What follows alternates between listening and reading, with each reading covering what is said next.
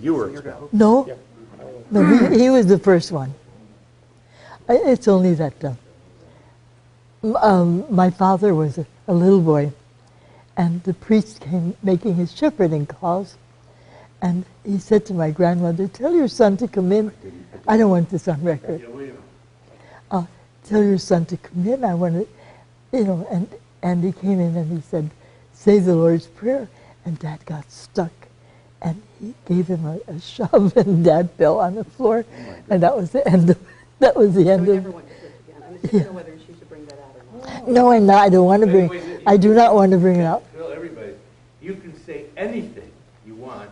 There's no attorney, and because it will be edited. You'll be Right. At Thomasini, and you were doing the editing, right? So just Very good. let her go. Okay, so we got Sam. I don't want to bring that out though. Okay. Wherever you are. Okay. Lillian Gobitas close. What a thrill for Phil Donahue and I to be here. I am the one with the thrill. And the backdrop of this is the Robert Jackson Center, of which I am the president and the founder. We are very conscious about the legacy of Justice Jackson, and one of the big parts of his legacy is his opinion that he wrote in West Virginia versus Barnett. And a few years ago, we had the privilege of having the two Barnett sitters come to Jamestown, New York, together with scholars, John Francis Parker, Robert Jackson biographer, law clerk from Harlan, Justice Harlan Stone's clerk, who was there during the Barnett case. And this was about 5 years ago.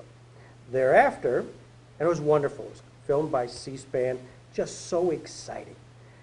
That year afterwards, we had a guy named Phil Donahue. You may have heard of him, to the Jackson Center. And we had a chance to get in to talk to him about his thoughts about Jackson. And he talked about a lady named Lillian Gobitas. He talked about Barnett's. He talked about Justice Jackson with a great deal of passion. Then, to put this all into perspective, just a few months ago, while on the street corner in Jamestown, New York, a fellow member of the Kingdom Hall in Jamestown came up and thanked me for putting on the Barnett program, and he made the terrible mistake of saying, "Is there anything I can do for you, Greg?" That was a mistake, because I said, yes, there is no Barnett case if there wasn't a Gobitas case. And the Gobitas case is extremely important. I would like to know if Lillian Gobitas is still among us. And John Lanetta sought you out, which led to you and me having a conversation, and you graciously inviting us down here to come and talk about this. And so to me, it's just exciting, and what was really more exciting is when I reached out to this guy named Donahue.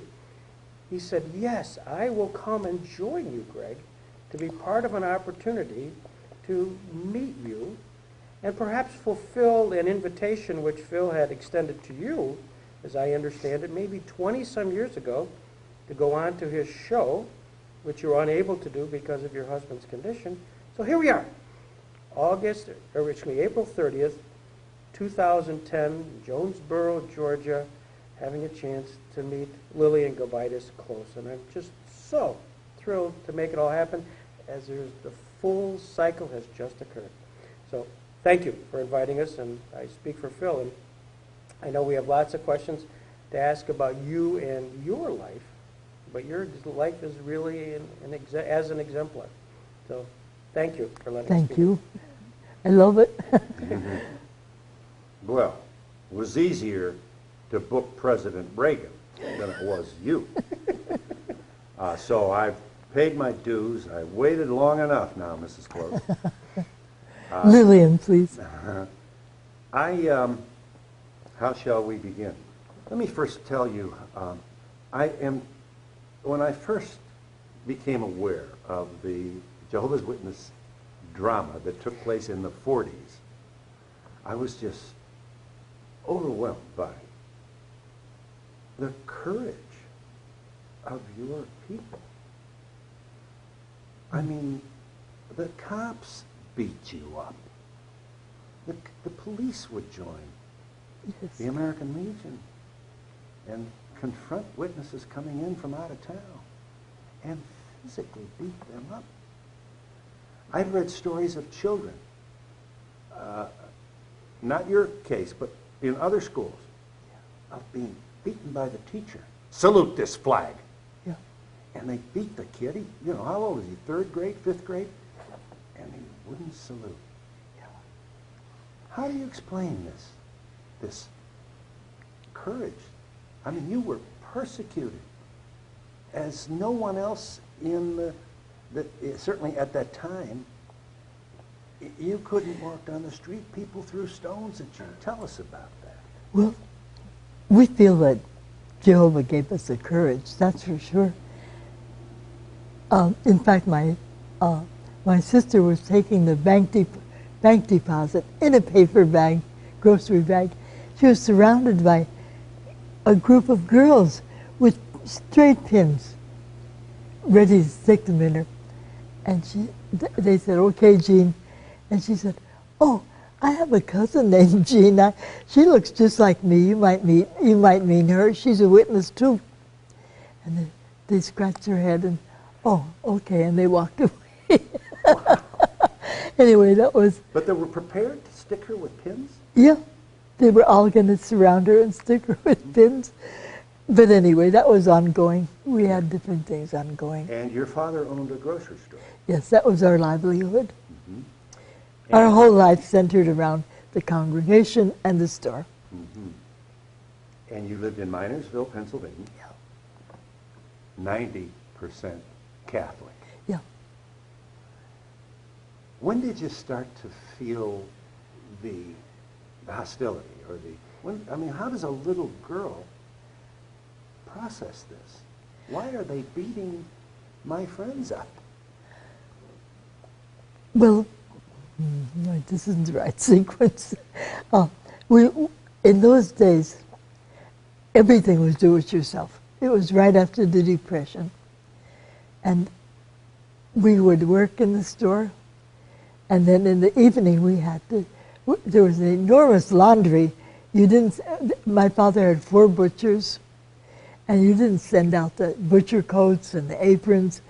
Mother did all that. And in the evening we would get the ironing boards out, 6 children, parents, and my sister Jean and I, we would start the ironing. Well, it wasn't bad. We would listen to Red Skelton, the Lux Radio Theater, and While you were while we're ironing. doing the laundry and ironing? Yeah, and we really had a happy life. We didn't feel deprived or anything like that. Mm-hmm. But it was really after the flags issue transpired that it was open season on Jehovah's Witnesses. After the Supremes. Yes, exactly. Exactly. And- They felt entitlement. Right. The Supremes said they had to salute, and they're not saluting, they're not pledging to the flag, and you and your little brother, William, were expelled. Yeah. And that's when the violence began. Yes. There had been in the 30s a lot of things, but this was open season on Jehovah's Witnesses. Mm-hmm. Do you remember any particular instances that jump out at you? Oh, You're an yeah. eyewitness, so Mrs. Close, I'm sorry to be pulling at your memory string here Oh, because yeah. I'm not sure I could recall. You're talking here 30s and early 40s. One night, my father got a telephone threat. It was really his business associate, and he said, "Wally, if you don't call the Philadelphia Inquirer and tell them you will now salute, there will be a mob coming to trash your store, and we don't know what will happen to you and your children." Dad, in the morning, Dad woke us up and told us what happened. And he said to my brother, "Take the 4 youngest out to Grammy and Grandpop, and you and Lillian come in the store." He went to the chief of police, and he said, "Nope, not in my town." And he parked the police car in front of the store all day long. Well, when we were in, as soon as we saw people gathering together on the sidewalk. We thought, oh, this is the beginning. But nothing happened. And the whole day went on, and nothing happened. But we didn't know that, and we were prepared. You also, sorry? Prepared that something might happen. Yeah.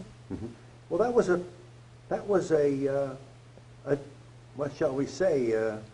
That was the police placing the squad car in front of your house. Yeah. Was a wonderful act of civility on the part of the police. I know it. And whether it was that kept a mob from forming, or whether in the light of day they recanted. Yeah. But anyway, that's what happened.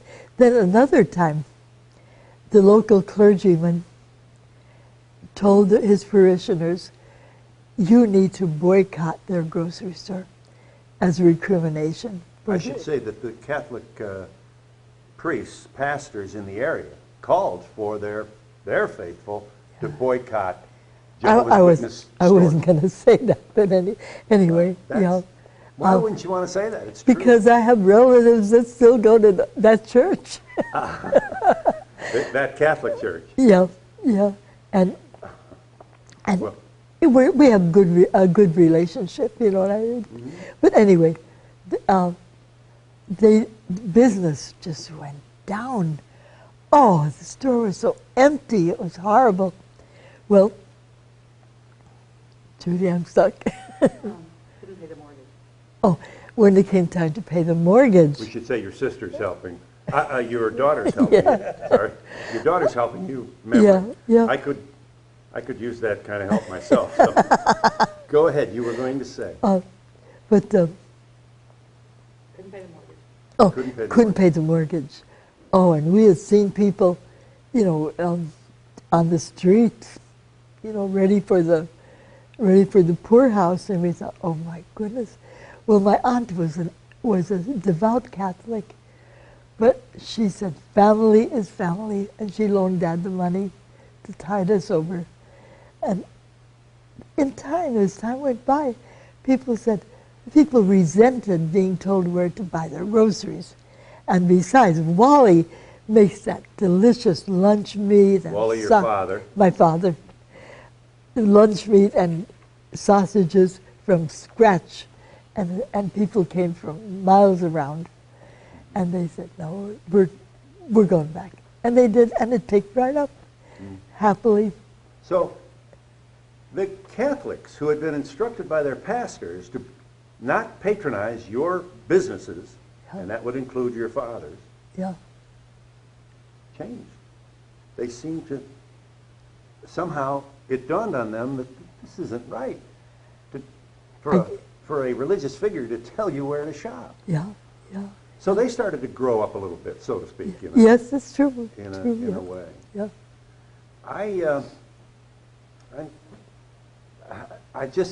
I'm curious to know how did you homeschool? We homeschooled.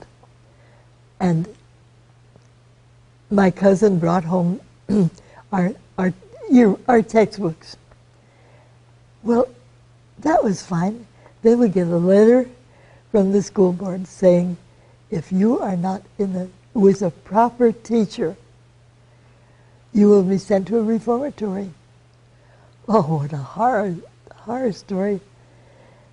But the newspapers always printed about anyone that was expelled. And we get a phone call from Mr. Paul Jones, 30 miles away. There are so many kids that need a school that we are expanding our home and turning it into a school. You can come if you like. Oh, did we like?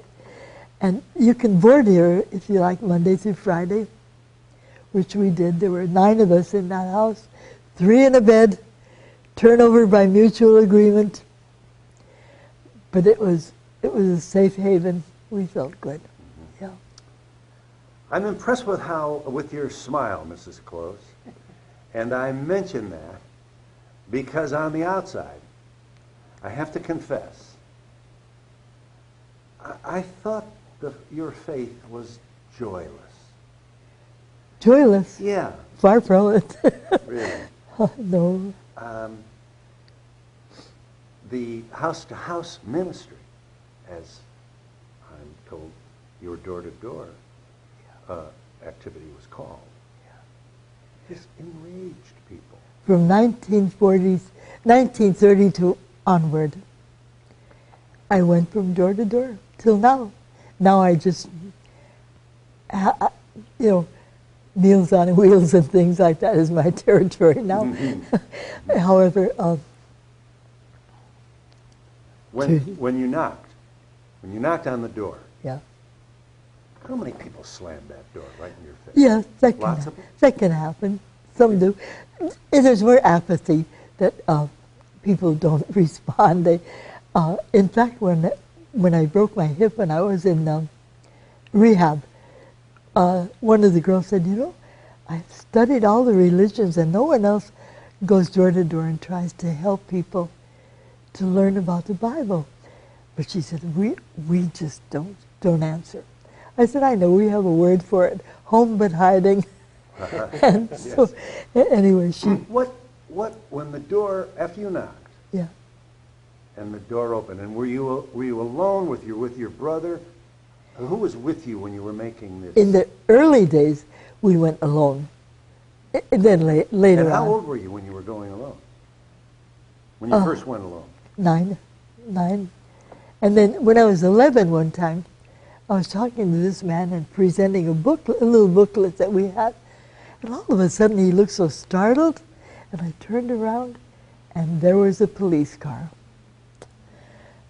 Well, when I walked down, I saw that all the group from our congregation were in the car, so I felt secure.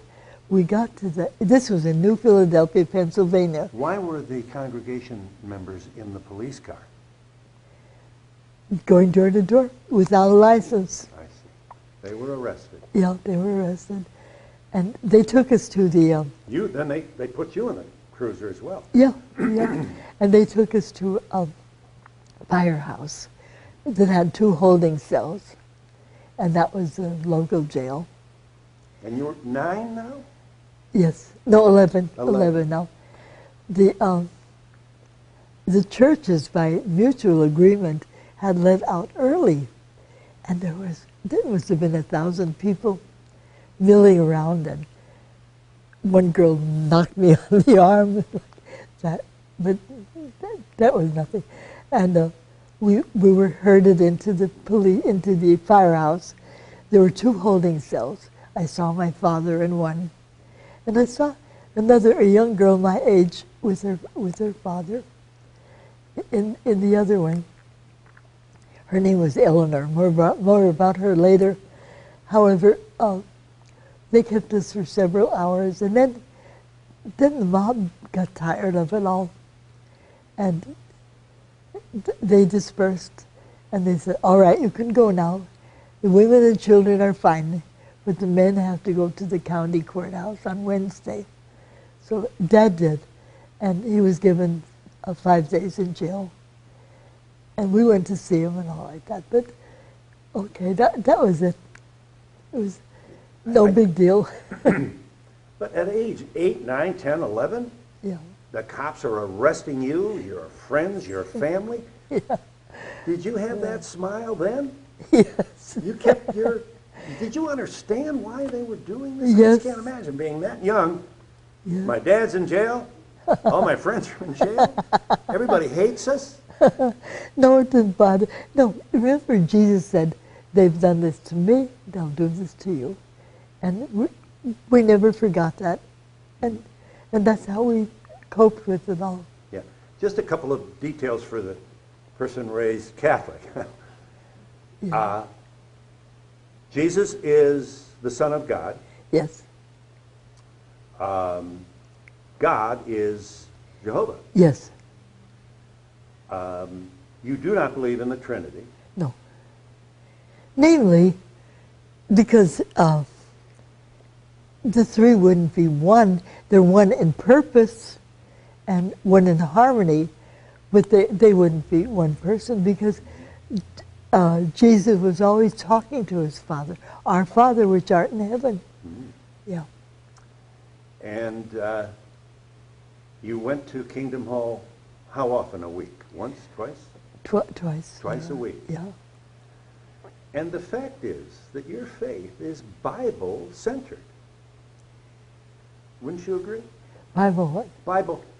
The Bible is at the center of Oh, your the faith. centered. Yes, absolutely, yes. Yeah. You know, and why is that controversial? One wonders. Well, I'm asking you to tell me, did you understand the hostility that was coming down on you and why? Yes. Did you understand the whole patriotism? America's fighting wars, our boys we call them at that time, were dying in the Pacific Yeah. and in the European theater, and you wouldn't salute the flag. I know it. I know mean, it. Ray, it's unbelievable how the contempt and the loathing that people had for Jehovah's Witnesses. Yeah. And it was about ignorance and bigotry. Yes, it was. Yes, it was. And the man that I married was German. And the time that I was being expelled from school, he was being herded into the Esther Reagan concentration camp. He was 22 and I was 12. We didn't meet until years later, but it was the same thing in Germany. He knew what it was to have a society against you and to inflict violence on you. Yeah. And of course, in Germany, the state helped a lot, I'm sure. They didn't like him at all in Germany. 10,000 were incarcerated and 2,000 of them were killed. Erwin was taken one day to the headquarters. They put a gun to his head. Now will you, Heil Hitler? No, Heil means salvation. My salvation is Jesus Christ. He waited for the bullet. Oh, go back to your barracks. You're all alike. Can't do anything with you. He didn't get the bullet. Your husband That was the one who became my husband. came that close to being executed. Yeah. So really, Germany was far worse with 2,000. And isn't, you were saying? With 2,000 killed, one of his friends was beheaded, another got the firing squad. Oh, it was dreadful. And he came to the States and continued to be faithful to Jehovah Yeah. and honor the what was expected of a active Jehovah's Witness. Yes, truly. Even though he had seen a beheading, he almost was executed. Yeah. You know, Yeah. that's called faith right there. It is, yeah. And you had it. Well, it was our continued activity with the congregation, the studying and doing our work, you know. You were never alone then. No. That must have been a wonderful feeling. You had a community. Yeah. It's not like your husband was out there alone in Germany probably, but you had a community of faithful you trusted each other. Yes. And you hung on to each other, I might guess, huh? Yeah, exactly right, yeah. I can't imagine you, I don't thinking for myself, at age 8, I'm not sure I would understand this. Well, when my grandparents came to live with us at that point, they were building a house and Dad invited them to stay with us while it was in progress. When they were gone to their meetings, they were Jehovah's Witnesses. When they were gone to their meetings, Dad would say, why are they spending all this time reading those books and, going to the Kingdom Hall? And he would sneak in their room and read. Oh, this is the truth. Well, we would come home Mother took us to the Methodist church, and we would come home. Ruth, what did you learn in church today? Do you know what the Bible says? And he would point out different things, the dead are asleep, and Jesus said, I am the resurrection and the life. Well, Judy, help. Eventually, your mom. Oh, okay. Eventually, we did become Jehovah's Witnesses too. Mm-hmm.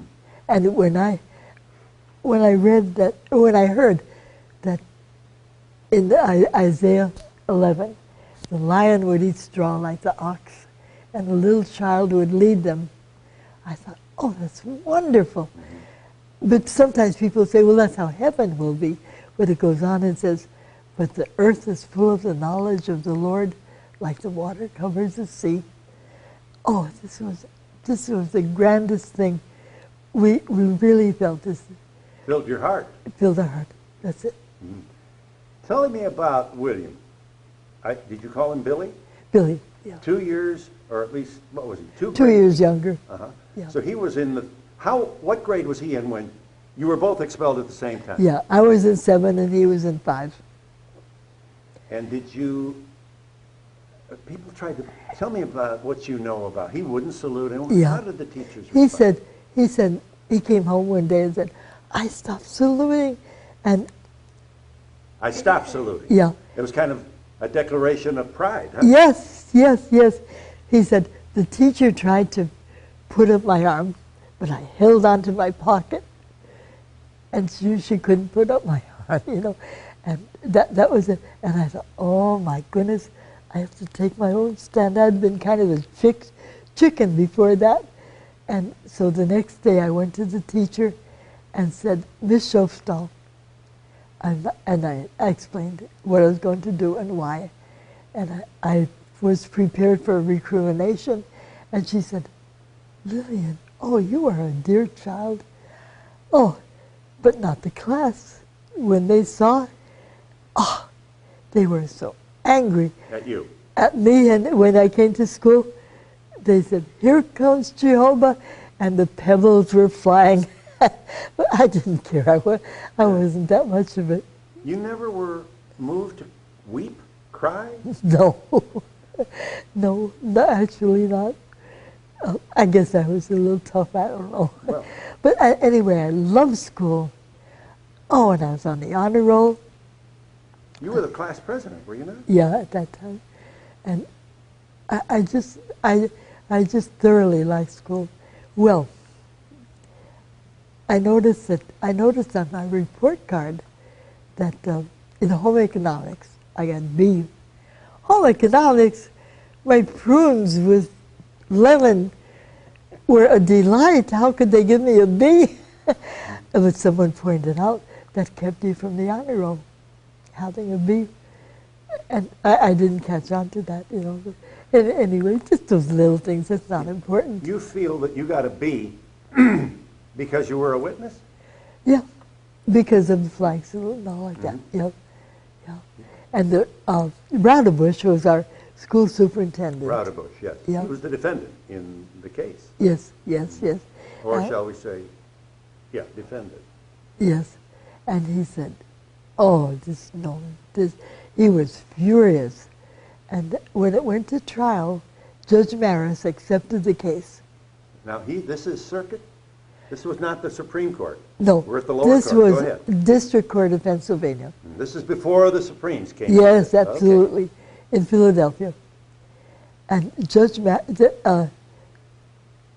what's his name? Maris. Raudebusch. No, Oh, Raudebusch, yes. Raudebusch said to Judge Maris, "Oh, these children have been indoctrinated. They didn't think of this by themselves." And Judge Maris said, "I believe they're sincere. I've watched them, and I'm sorry. I believe they're sincere." Well, And he ruled that your expulsion was unconstitutional. exactly right. Exactly right. Well, Raudebusch wasn't having any of that. I will Superintendent of schools, appeal yeah. the case. So in the appellate court, He which takes it into another level of... yeah. Mm-hmm. And there were 3 judges in that one. And Bill and I were on the stand in this case. You went to this, you testified. Yeah. And they said to Bill, "Why don't you salute?" And he said, "Exodus 20, have no other gods before me." And then they said to me, "Why don't you salute?" And I said, 1 John 5:21, little children, keep yourselves from idols. The opposing lawyer said, "I object." Of course, I nearly fainted. But anyway, Judge Maris, the 3 judges. You fainted because why would someone object Yeah. to your belief? I know, I thought everything's going our way, why isn't it now? And But the judge says overruled. That was very nice. 2 lower court decisions Yeah. were for you. Yes, and we felt so confident. So when Roderick says, I'm taking it to the Supreme Court, piece of cake. Doesn't matter. We've already won at the lower Yeah, court level. Yeah. Okay. So one day, Mother and I were working in the kitchen, and Bill and Dad were downstairs in the store working, and there was a newscast in Washington today in the Flaxfield case. We said, there was a ruling of 8-1 against Jehovah's Witnesses. You first heard about that on the radio? Yeah, Okay, yeah. go ahead. Yeah. Oh, we couldn't believe it. We ran downstairs to the store and told Bill and Dad they were equally aghast.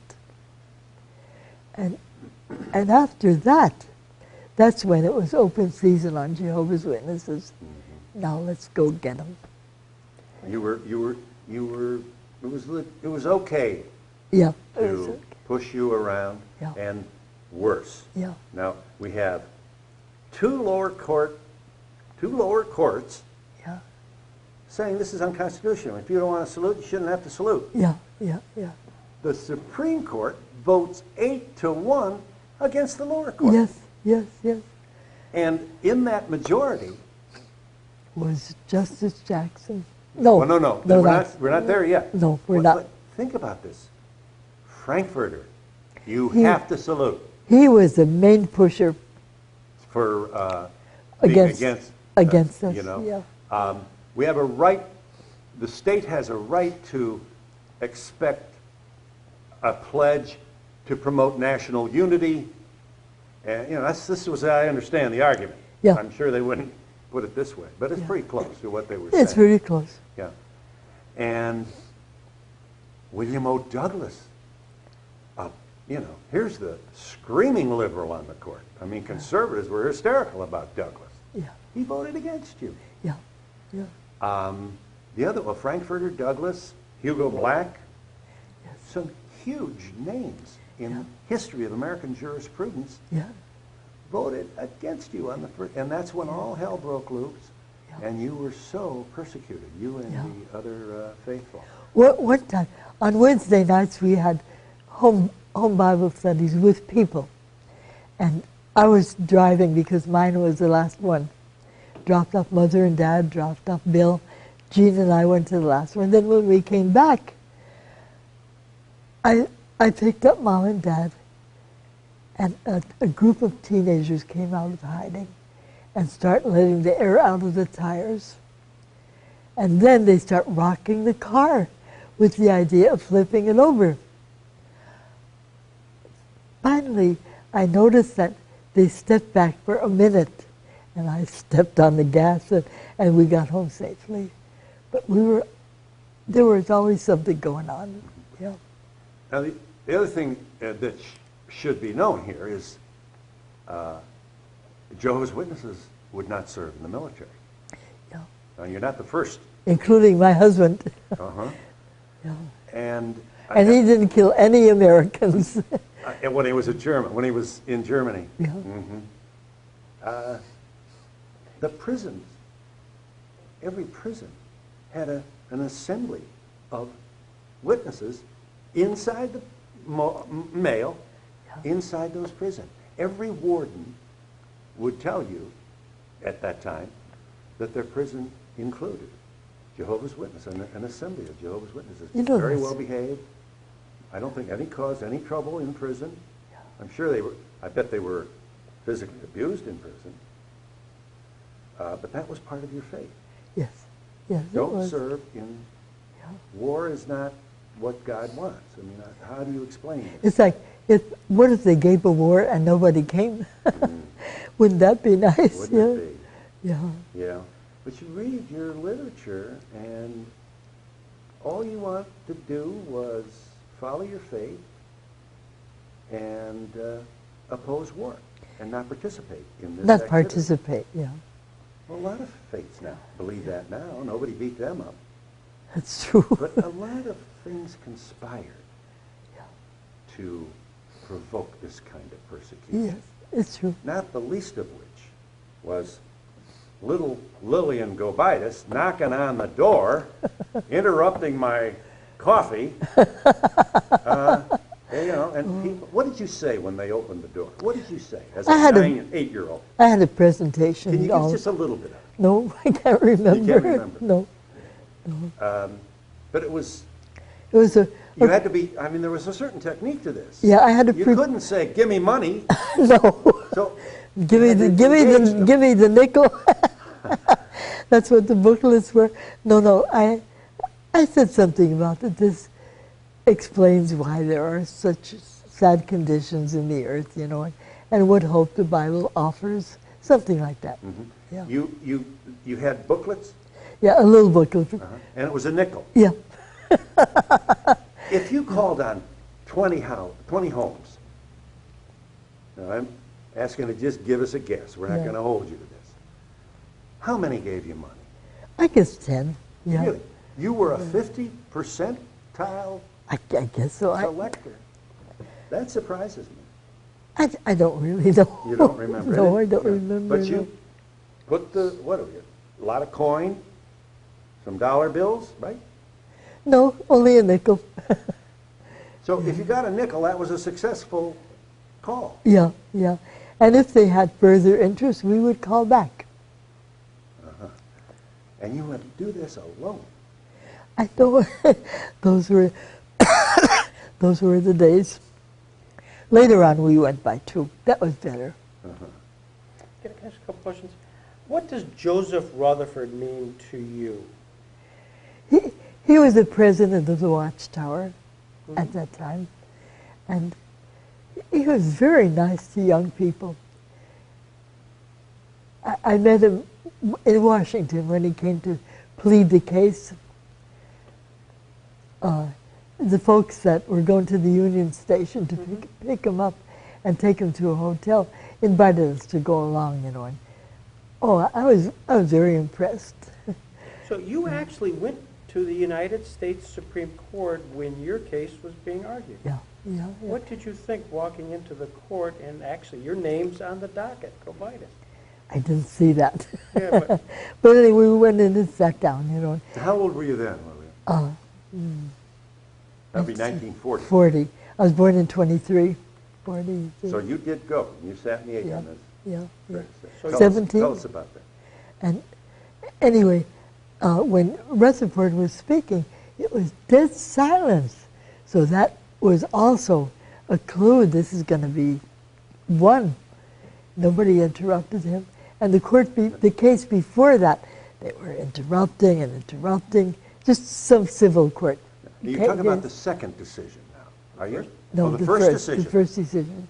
And nobody interrupted. I mean, didn't you think that was a sign of respect? Yes, I did. You thought, hey, we're in business here. Yes, that's go ahead, tell us. absolutely what I thought. And then, and that's why I was so horrified. We were so horrified when it didn't go through. And then with the Barnetts, we went to Washington and Second case, Barnett. second yes. case. And nobody thought to introduce. I'd never met the Barnetts, only a lot of telephone conversations. Same story. The Barnetts. Same as you. Same, yeah. And, they were delightful, very nice. I talked to them yesterday on the phone, We're all getting old, pains and aches, but anyway, very, very fine. And, and we never got to meet them. But anyway, Hayden Covington argued that case. Hayden Covington being your lawyer. Yeah. The lawyer arguing for the witnesses. Yes. In both cases, huh? No, Rutherford in ours. Right. That's right. He was a lawyer. So. Yeah. And so it was in West Virginia, Barnett, West Virginia, that Covington was your Yes, lawyer. yes. And you were there for that. Yes. And did you know that the sisters were sitting in the same atrium as you? I should have figured that out and said, introduce us. Yeah. But anyway, very shy. Did you get a sense when you were watching that Barnett case, having remembered what was the quiet reaction to Rutherford, what was the reaction to Covington during that Barnett case? Was it different? It was a little more I don't remember, to Yeah. tell the truth. I think it was a little more interrupting, but not, I don't remember, yeah. Anyway, back to my husband. In 1946, in Nuremberg, Germany, now all these 8,000 survivors would meet with the whole group for the first time in years after being incarcerated You're talking Germany now. in Germany. My husband was organizing, he was helping to organize this convention. It would be on the parade grounds in Nuremberg, where Hitler used to proudly parade his troops. But now he was gone, and here we were. Okay. He and another man went to a castle where the journalists were housed. And they said, we want to invite you to our convention, the journalists, to the Sunday public talk. All right, what you may do is put it on the bulletin board. And they look there every day for their assignments and so forth, and just do that. By the way, you are invited to attend the trials, which were conducted by Justice Jackson. You were invited. The journalists were invited? No, the journalists were covering it. Uh-huh. That was covered. Who was invited? My husband. I see. My husband and his friend. And he said, what a privilege, but we have so much to do to get this convention going, and there are bomb craters to be filled, and it was tremendous. So they said, we have to turn it down. But think of that, Justice Jackson, there he was. You remember, did he read the decision? Yeah. Do you remember when you first realized that you won? I mean, you were 20-something then. Yes, 20. What do you recall about what came back from the bench? I mean, do you remember any moments or something maybe one of them said?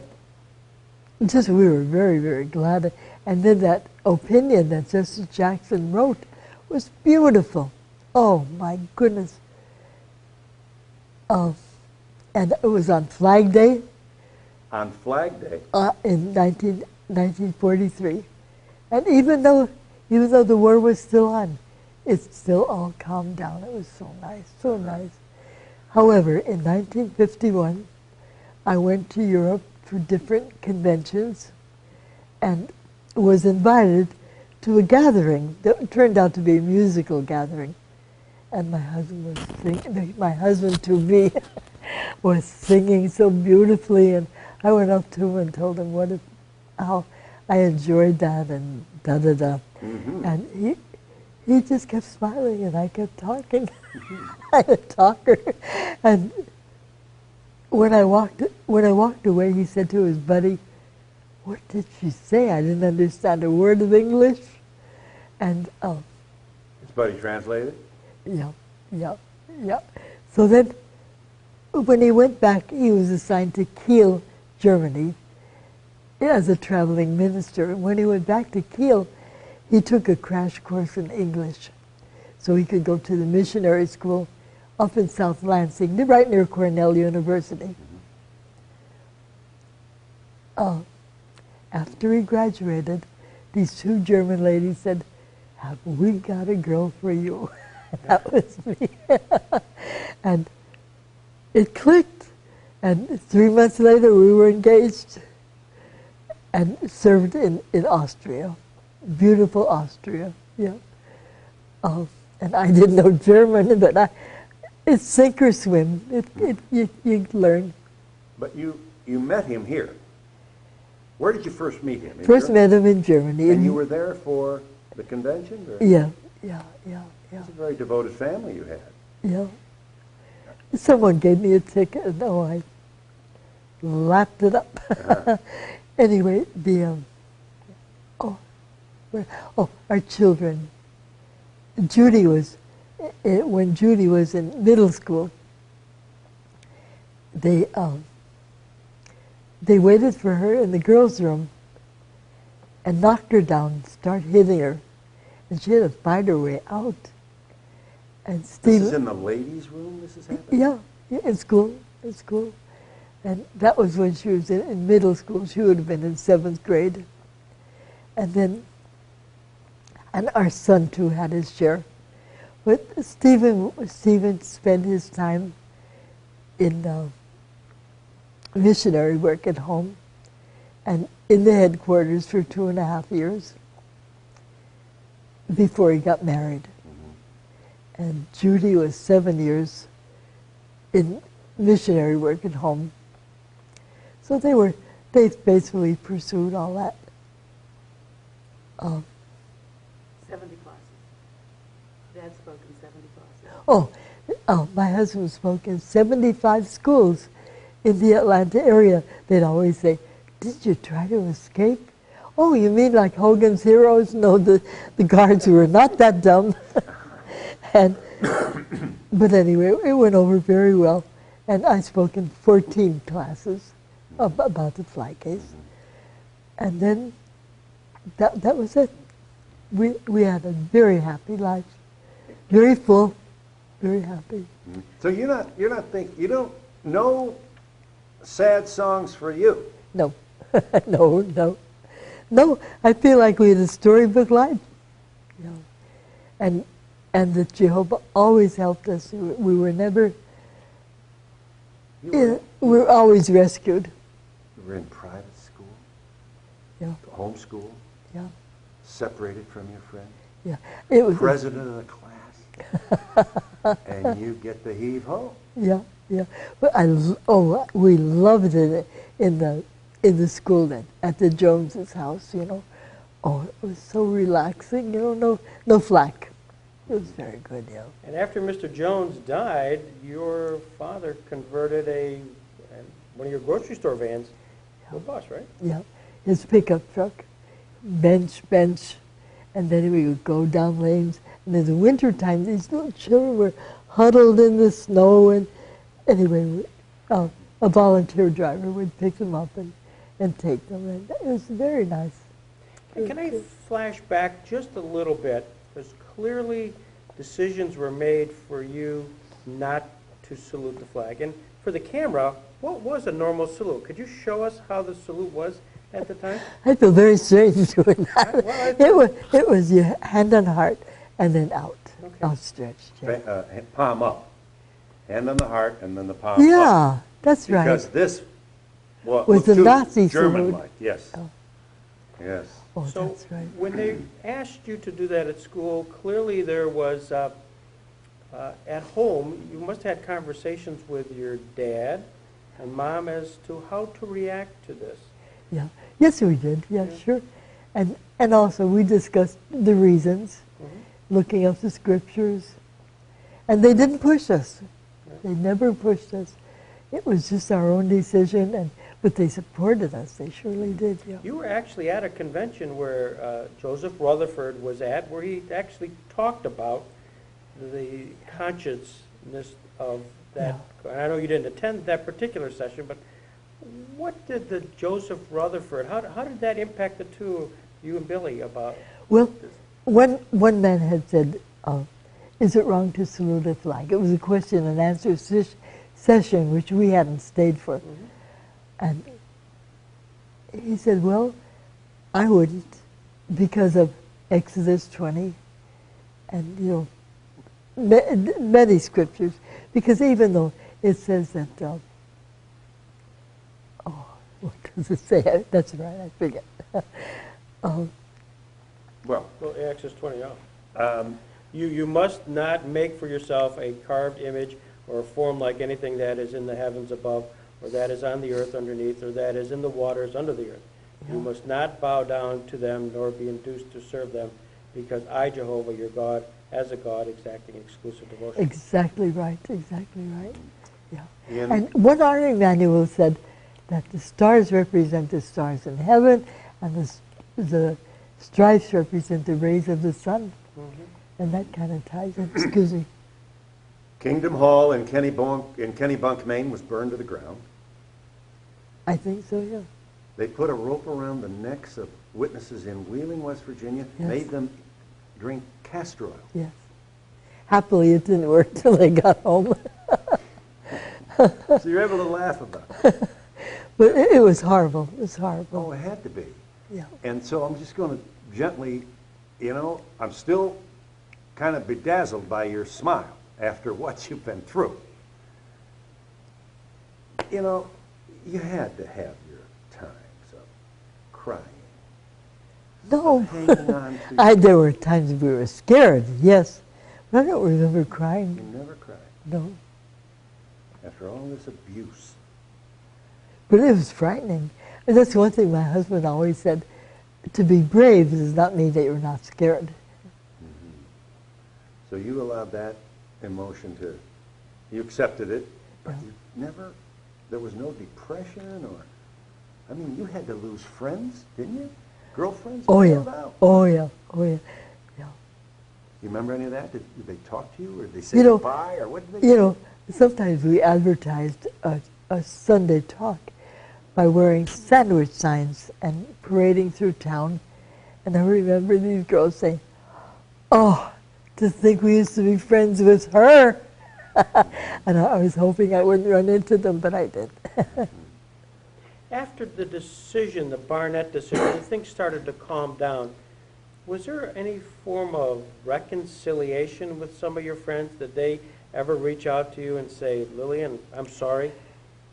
This one girl became a witness. Did you? She was the smartest one in the class, really. And she died recently and died faithful, yeah. And this is close. I have committed to memory this wonderful passage in Robert Jackson's decision for the majority, which I'm sure you remember. So you'll have to bear up. I'm going to share it with you now. Yeah, Robert Jackson, in the second case, yeah, 8-1 in your favor. yeah. No, 6-3. 6-3, sorry. 8-1 against. Yeah, no. By the way, we should say Harlan Stone is the only The center. in both cases. Yeah, That's yeah. amazing. In the second case, when the Supreme said, "Oh my God, they're beating witnesses up all over America," Yeah, there was a killing, I believe. yeah. Jackson in the decision said, "If there is any fixed star in our constitutional constellation, it is that no official, high or petty, can prescribe what shall be orthodox in religion, nationalism, politics, or any other matter of opinion." And then he concluded by saying, "And these officials may not force, by word or act, a belief therein." You can't force an American to believe anything. So essentially what Jackson did was he looked down over that bench and he said to you, Yeah. well, you were older then, and your little brother, Yeah. and all the witnesses, children who'd been expelled, he looked at them and he said, "You obey your parents." Yes. I think that's a great, Oh, great moment. I know. That's a wonderful, wonderful thing, yeah. And you walked out after the decision, and what'd you do, hug? And No, he didn't make the decision right then and there. He wrote. that's true, right? He wrote, would come yeah, down later. Yeah, yeah. And that's the one you heard on the radio? No, you heard the bad one on the radio. This bad one, yeah, yeah. Wow. Did you feel free? Do you recall? Yeah, yes, we did. Well, we went out and knocked on doors and nothing happened. No tin cans, no nothing, And people didn't start to collect and, like that. It was over. It People was threw just tin over. cans? Yeah. Look at you laughing. In Branchdale. No, I mean, that's so stupid. But you felt it. You saw the Yeah. missiles coming We in. saw them coming, and we got out there. The normal reaction would be this. Yes. Ah! You didn't respond that way. No. And that's probably because you were a witness, huh? Because Yeah, of faith. because we thought, what would Jesus do when being revile, do not revile in return. That's what he always gave us, the counsel. And you continue today to be a faithful Jehovah's Witness. Oh, I pray that I have. Yes. Yeah. And it gives you your... All the years, I don't think a month went by that I didn't, either go door to door or do some form of witnessing. Yeah, yeah. A nickel was a victory, right? I mean, that meant that was a successful call, was it not? Yeah. A nickel. Yeah. Yeah. Would you bring a handful of nickels back to the...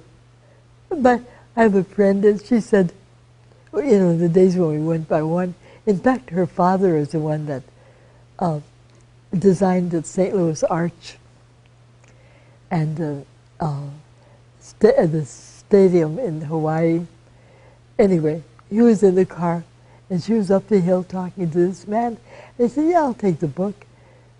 And she howled, Dad, he's taking it. Oh, she is a lovely person. Did anybody ever invite you in? Yes, sometimes, yeah. Yeah. And what, you had a little glass of No. milk or what? When you went Not frequently, no. No, I imagine that. But you have had doors slammed. Oh, yeah. Yeah. And then you began to, I'm not sure you could process at the moment. What more than one legal scholar has said that the Jehovah's Witnesses, more than any other person or institution, shaped First Amendment law for this nation. Yes, it's true. Yes, it's true. You yeah. couldn't have known that then. Yeah. How? Yeah. Yeah, I mean, I'm just impressed at how you processed all this. Well, so, Why would your friends leave but you? why is he? Oh, I'm sorry. Why would your friends leave you? Why are people treating you this way? Why? And you knew that failing to salute angered people, Yeah, we knew. and you did it anyway. Yeah. I'm going to pause for a second. This is incredible. You're very good, Mrs. Close. Oh, thank you. Very good. This is true. Are we switching? Pause for Jay. I'm going to spend a few seconds Go. on when we get back on, to talk a little bit about just the Joseph Rutherford and the decision-making process of why not to salute the flag. I just want to spend a little bit of time on that. We'll talk about that in just a second. So I just want to, because I think that's a critical piece. You want water or anything? Mom's doing good, huh? Yes, she is. I'm very proud of her. When I got beat up in school, it was because our teacher had us write down the name of our religion. And the people that saw it, there were 7 of them. They just enraged him. So for months, they would verbally abuse me. And then finally they said, we're going to beat you up See, when you Girls. Girls. we And guys. have great But the girls respect did. for the And flag of our some of them were from very fundamental faiths. What grade are you? It becomes an idol. So it That's was around the right. same I need to say that. Yeah, That's good for you. if it's a symbol that we respect And so after with all our the heart. principal Yeah. finally said, And in Canada, when they asked the girl to spit on the flag, Oh my. they did. that just made But when they asked the witness to do it, she said, no, I respect the bring that flag. up, too. Okay. Because that's what Peter, Greg wanted to know. Okay.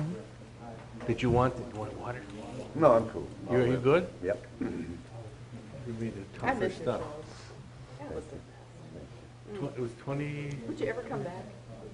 Well, after day to day, flag is a putting that symbol tie of on every day, respect. It's Little from boy, the Yeah. United States of 6,000. We America. did 6,000. Absolutely. Lay down. Okay. A little But voice said, to "Sit down." perform They've in heard you front of speak. it, to raise the hand, Yeah. and to Never be too pledge. A ritual in front of It crosses the an line. emblem. It crosses, right? Yeah. That's yeah. what he was talking about. for, creating bad law. So hence a lot of litigiousness. Actually, there we go. Before we get started, would anybody like any water or coffee or Well, I have some water now that you asked me the second time. I had We have there's Perrier. no, just a regular. You don't have anything in the bottle? I think there's a whole bunch. I'll take a bottle. I just want to ask, if I may, I understand Marlowe is like with the foundation. Her father founded St. Jude Children's Research Hospital in Memphis, Tennessee, Oh, I see. where, And she carries on. oh yeah, no child is turned away for inability to pay. Oh, All children are accepted. how beautiful. How And of course, beautiful. she's out jumping out of cakes, raising the money for this. Yeah. And it is, you know, she's the firstborn, so it is her responsibility, you know. So she, When did he die? he died in 91, 91. at age 79. Oh, And so, you know, he's been gone almost 20 years now. And oh dear. Marlo and her brother and her sister carrying a banner. Oh, Very that's, impressive. that's beautiful. It's a very respected, and it's a research institution. It's not just a hospital. Thank you. In Memphis, Tennessee. Do you, oh no. Do you live on the East Coast or the West Coast? East Coast. Oh, I see. Would you like some water? No thanks. Yes, we live in New York. Without Manhattan. getting too Manhattan. That's where my brother was born. I was born in Yonkers, he was born in Manhattan. Oh, wow. There was a sad aspect to it, though, to see people treated that way. It wasn't all funny and smiley. No, I know You know, it. that's how it's coming across. Oh, oh, My dad You know, it's all laughing and oh yeah. But this is very sad. Oh, I know. We're scared to comes- death. This is just sad. Yeah. You know, the intensity of the persecution came through. It was very, very bad. Good. And that should, That's important. because of castration. Yeah. We were scared to death. Yeah. And, you know, she smiles. It almost sounds like a defense mechanism. Pleasure, gentlemen. Thank you once again. This is just plain terrific. And one of the things I just wanted to spend a few minutes on was we know you, your dad and mother, through really a visit from your your mother's grandparents, mother's parents, kind of got caught up and felt that the Jehovah's Witness was a religion which you could follow. And that's around 1932. Yeah. And you started proselytizing around that time period, Yes. 32. And then as we kind of fast forward to 1935, an issue that's raised in the religion is the flag salute, Yeah. the mandatory flag salute requirement in schools. And we talked briefly about Joseph Rutherford mentioning the fact that it was a matter of conscience. And I'd like to know the dynamics in your family at the time. When Joseph Rutherford was talking about this in 1935, you had not gone public. You have not tried to go to school and not salute. I'm just curious about conversations within the house with your mom and dad and you and Billy. What were you talking about? I don't know. I Did you don't talk remember. much about the Yeah. drama? Oh yeah. Oh yeah. And we sort of, but my parents never pushed us. They, you know, like I said, that they supported us. No one ever leaned over and said, Do "Honey, it." salute the flag. Come on. They're going to kill us. Nobody did that. Nobody got soft. Nobody wavered. Yeah, but we didn't have much to do with people who would say that. Actually, yeah. But that decision, it sounds like, didn't come easily or quickly. It's not as if it was an instant revelation. Oh no, It took a while. It took a while. I was a big chicken. Mhm. When the teacher would look at me, I'd shoot at my arm and move my lips, and it took my brother to spearhead it. You know. Do you remember the first time you didn't salute? Oh, do I remember? Tell us. Actually, we respected the flag, and my brother wrote a letter to the school board saying, "It's not that I don't love my country. I love my country, but I love God more." And today, his copy of that letter is in the Library of Congress. However, And you, when you first, you must remember that first day.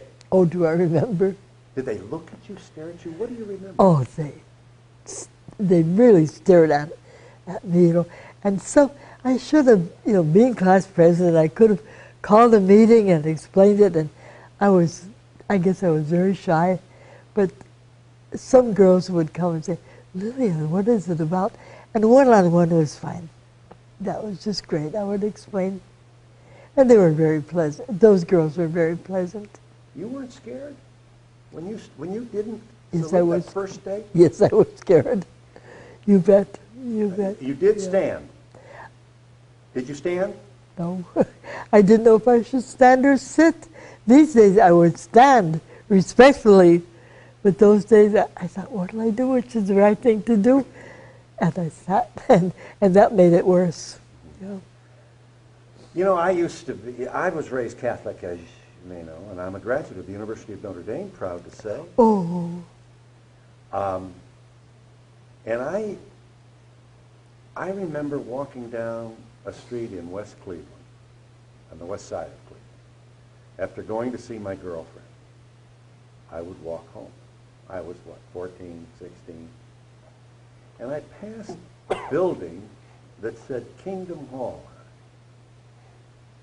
on it. And Mrs. Close, I have to make a confession to you. I remember thinking, boy, those people are weird. And I had no evidence to make that judgment. Yeah. But I was in the Catholic Church, the one true church. My Pope couldn't make any mistakes on matters of faith and morals. Catholic school, Catholic high school, Catholic hospitals, Catholic churches. We were the best. Yeah. I remember those days. Yeah, and Jehovah's Witnesses, what goes on in them, Yeah. and the imagination takes over. What kind of oogly-boogly is going on in there? Oh. And, it's all untrue. Yeah. It's all in my head. Yeah. And I have to confess to you, I wasn't politically aware enough, and there was no drama like this that I recall in Cleveland. Yeah. I think I would have thrown stones at you. And I'm not proud to, it embarrasses me to say that. But, we have to, all of us, look in and understand Yeah. Yeah. the hostility that, I was capable of it. And I don't think you appreciate, unless you're willing to confess, your own bigotry, your own prejudice. You'll never get through this. You'll never learn anything. Yeah. That's true. And I have to thank the witnesses. All those people who got beat up, a witness was castrated. Yes, yes, That was yes. Iowa? I was the remember Midwest. somebody saw him a few years ago, and he's still faithfully serving, He survived. but with a very high voice, because of the castration. Yeah. Yeah, I assumed he was dead. I guess by now. Yeah. No, but I've never heard of a castration survival. And Oh, this guy did. Huh? Yeah, he lived. He lived. Wow. And same with tar and feather. Tar and feather. Yeah. Mr. Stephen List in the Midwest somewhere. He was tarred and feathered, and he didn't die right away, but he didn't live too many years after that. I stepped on your line, and I just want you to just take a second. I want to go over it again. A witness was castrated, and what was the consequence of that? What did you say? Oh, that someone saw him several years ago, and they said he's still a faithful witness, but with a high voice, a high-pitched voice, because of that action, Yeah. Here we are in 2010, and Phil Donahue, Greg Peterson traveled to come to see you. Does this surprise you that there is such an interest in what happened Yes. in 1940 and 43? Yes, it does. Yes, it does. And I was scared to death. But you make me feel so calm. Well, no, but the amazing thing is the name Gobitas, Lillian Gobitas, is a very pivotal name which led to a Supreme Court case, which led to a Barnett case, which in fact now that group of cases is quoted as oft as most any case in the United States Supreme Court history. Yes, I understand that. Usually they say that. In fact, someone said, Lillian, tell Obama I thanked him for the stimulus money. I loved it. and someone said, tell him that you were the case. He would have studied that in his law. And I thought, oh, I don't want to, and this and that. I didn't actually. Yeah. Does it ever, you wake up some morning and strike you that you are really part of a continuum of cases which really created the law that we really know as civil and civil liberties law? No, no. Life is so full. No. But I don't mean to be facetious about this and to laugh or something, because we were scared. We were very frightened. And it was not funny at all. But I guess it's a reaction. I don't know. When you talk about it, do your kids ask you about this? Your children. Sure. Yeah. Your daughter Yeah. took some abuse. Yes, yes, yes. That would be at least, many years after you. Absolutely. And did she come home and tell you what happened? Yes, yes. What did she say? What do you remember your daughter saying? Well, just that the kids beat her up and, hit her, and she fought her way out of it. And my husband said, Lillian, go to the school counselor and talk about this. And I did, and he said, Mrs. Coase, he said, we are not going to put up with this. Those kids that did it, they and their parents have to apologize. And they did. That was good. I see. And this is long after the decision, isn't it? Oh, my. So you went through this as a child. This had to break your heart when your daughter came home. Here we go again. Yeah, here we go again. Right. Yeah. But you stayed the course.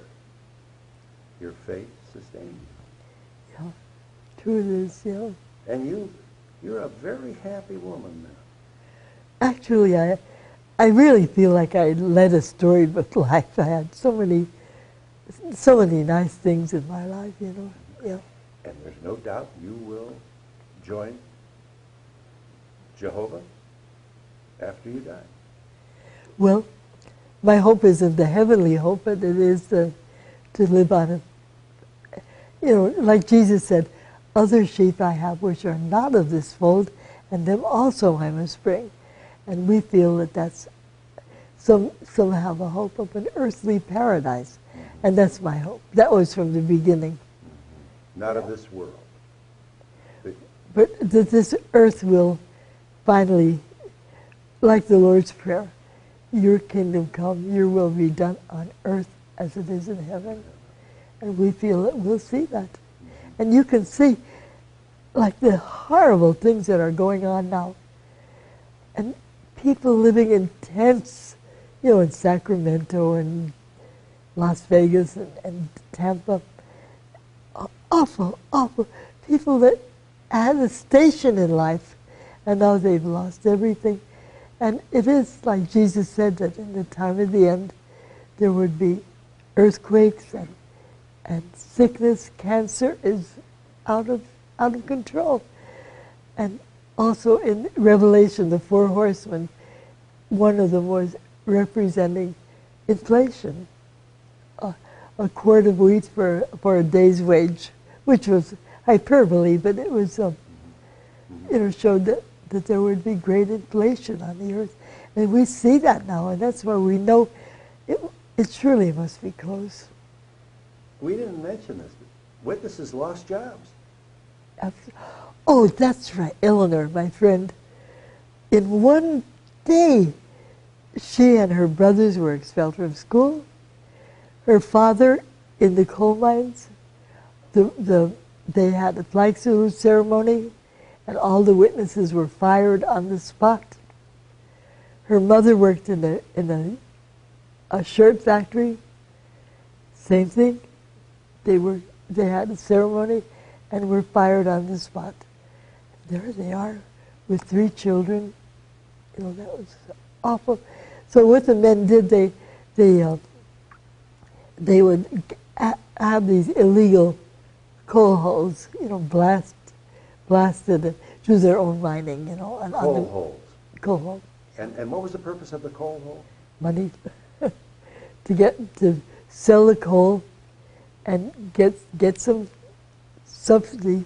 So they were their own mining companies. So Yes, exactly right. Yeah. And Yeah. did you share money? I mean, you must have, if the neighbor didn't have for milk and bread, Yeah. I don't know, I'm asking. Well, Dad, with the grocery store, he kept books. People just put it on their charge account. And then when it was all over, a lot of them never came forward to pay. Dad didn't go after them. That's all right. You know. And a lot of times if needy people came through, that, you know, he would say, just go shop and don't go to the cashier. Were you ever knocked down? No. Were you ever punched? Or Yeah. Like I said, in that mob, I got a big punch on the arm, but, you know, yeah, that's all. Yeah. What's the legacy of the Gobitas case? As we look here today and you say, what impact did your case, followed up by the Barnett case, and maybe that's something you, when you talk to the Barnett sisters, you talk about. Do you ever kind of reflect, the three of you? We see little children in school today, and they have a far different set of tests. They have, you know, oh, this one's a virgin, and da-da-da, and horrible. And so to keep their faith and not give in to any of that is very hard. But also the flag salute, this is they can quote this as their reason not to salute. the witness stand against war is a virtuous thing. I'm impressed that you were able to stand up against, Yeah. in the middle of a war.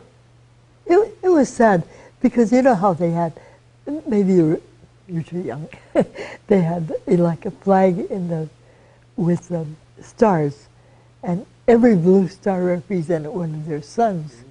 But sometimes that blue star turned to gold, and that meant that that person was killed. It was sad. It was I very remember sad. that. Oh, you do, yeah. You hung it in your window Yeah, yeah, for exactly. all to see. Yeah, And It was if you very lost a loved one, the star was gold and everybody knew. yeah, yeah, yeah. It was sad. And I assume, well, did you take any sides in the war? I mean, you certainly couldn't support No, Hitler. no. In fact, my husband, they said, "Oh, you're just with those capitalists," and us, they said, "Oh, you're just with those Nazis." You know. Everybody had a name. to Yeah, call. yeah, yeah, yeah. And now, here you are, happy, devoted family, daughter taking care of you. Oh, yes. Shouldn't this happen to all of us? Yeah. I assume you feel this is, in a way, the God Jehovah's watching over you. Yes, I do. Very strongly, yes. And I very much appreciate this daughter. And I must say, too, it sounds like you had a great marriage. Yes, we did. Yes, we did. Yeah, yeah. I'm trying to think of it, for instance. I can't think of any, for instance, yeah. But we did. We did. He was a generous, kind Yeah. husband and father. Very, yeah, and very devoted to the, you know, he was very active in the congregation, helped build this Kingdom Hall. And, yeah, Why we moved from Canada to here. what? Tell why we moved from Canada to here. Oh, we had moved to Canada for a while, for 6 years. But then we wanted to come where the need was greater for witnesses. And we asked the Watchtower, where should we go? Anywhere in Georgia.